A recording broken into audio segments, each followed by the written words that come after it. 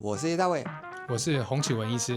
气喘的几个错误观念，你知道了吗？气喘应该很少见吧？不对哦，其实台湾气喘患者有200多万人，很多人都不知道自己是气喘，都认为自己只是咳嗽、感冒不会好。气喘的咳嗽会传染吗？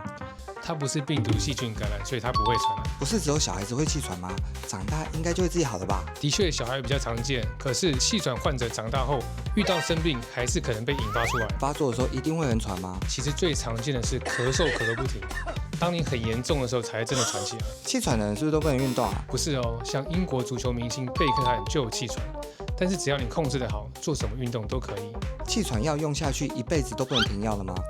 不是这样哦，其实你把气喘好好控制，我们治疗一段时间，让你的敏感度下来，经过医生评估也是可以停药。要发作到很喘的时候才需要开始用药吗？